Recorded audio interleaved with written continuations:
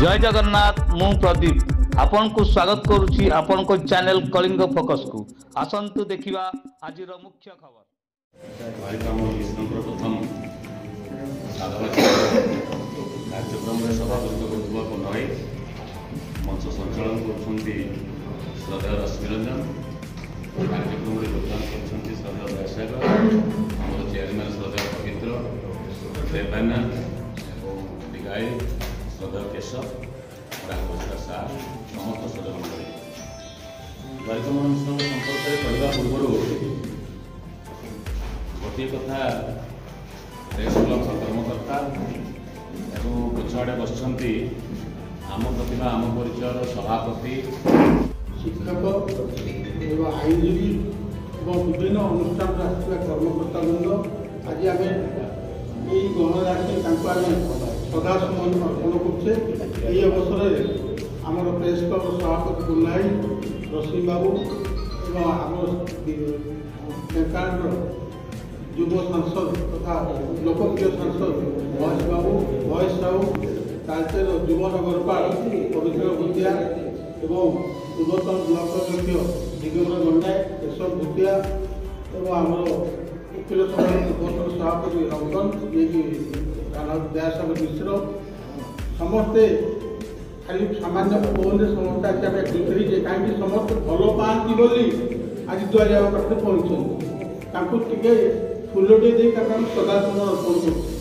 करटा हूँ मानविकता सेटा हूँ पूज्य पूजा सेटा हूँ पारंपरिक आमर अनुकंपा तेरे विषय आम बखाणा बहुत कथा पुनाई कही आम बखाणा हम माने धर्तव्य हम तेणु आज आम यही तालचेर प्रेस क्लब जेहेतु से तालचेर पुओ तेणु तालचेर पुओ हिसाब से आम जो पूज्य पूजा परंपरा को आम जो बजाय रखीचु से अनुपात एभली जड़े महान व्यक्तित्व जी कि मो बापा से होती भणजा दिवाकर मिश्र होती मामू ये हूँ भणजा किंतु मामू भणजा भितर राजनैतिक दृष्टिकोण मत पार्थक्य रही मतांतर रही मत पार्थक्य रहा उद्देश्य है राजनैतिक दृष्टिकोण तेणु से दृष्टिकोण रही से सब गोटे तालचेर विकास से समय जो काउंसिलर थे से काउंसिलर जो कार्य होता आज पर्यंत उज्जीवित हो कहीं आज तालचेर को जो नुआ विकास आम युव नगरपालिका जो कार्यक्रम हाथ में नहीं चिंताधारा को पाठय कर आज एम आगे चलते तेणु विषय में अधिका किसी कहूनी मुझे आज यही पवित्र पुण्यतिथि मोर श्रद्धांजलि अर्पण कर मोर बक्तव्य शेष कर समस्त खाली गोटे स्लोगान देवे द्वारिका मोहन मिश्र अमर रहे द्वारिका मोहन मिश्र अमर रहे धन्यवाद। यार आम द्वारिका महेश श्रमिक नेता भल समाजसेवी आ जड़े चर्चित व्यक्ति जानकी बाबू हिसाब से जिते प्रथम चर्चा आरंभ करते श्रीजुक्त द्वारिका महेश आज द्वारिका मृत्युर प्रथम श्राद्धवार्षिक द्वारिका कहले द्वारी मिश्र कहले ओडिशा रे तालचेर जड़े लोक बोली गोटे परिचय थी एडे भाई बड़ परिचय कौन हो पाए द्वारी मिश्र तालचेर कहले ओडिशा सब लोग जानते समस्त सहित भल संपर्क था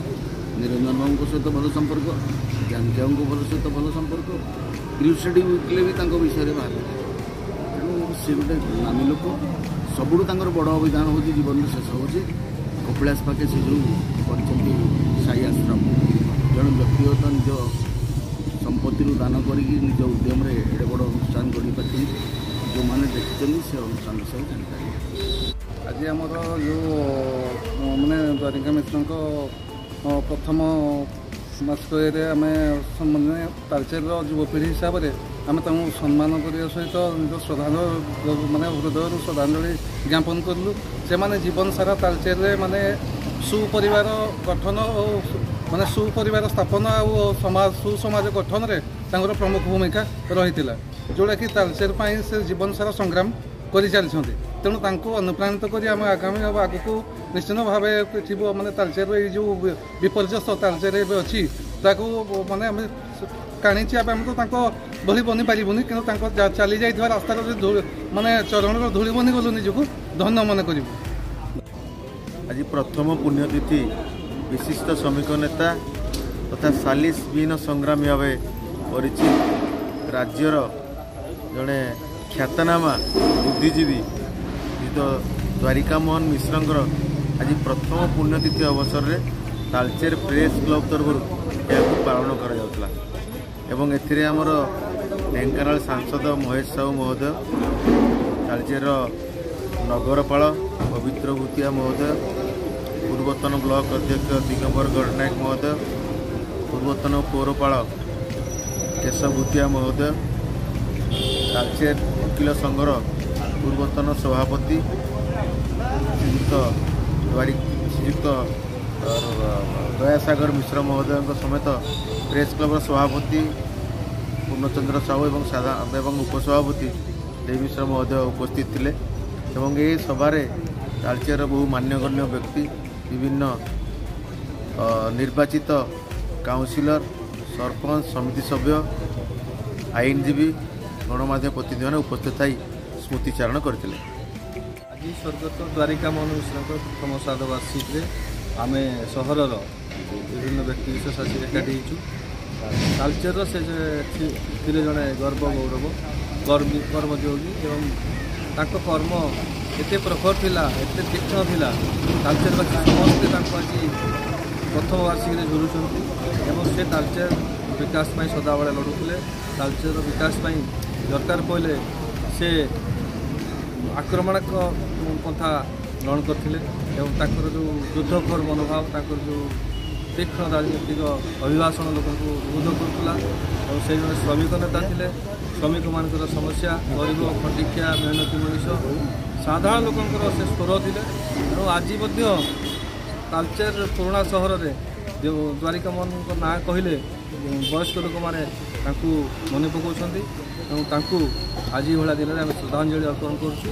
ଧନ୍ୟବାଦ।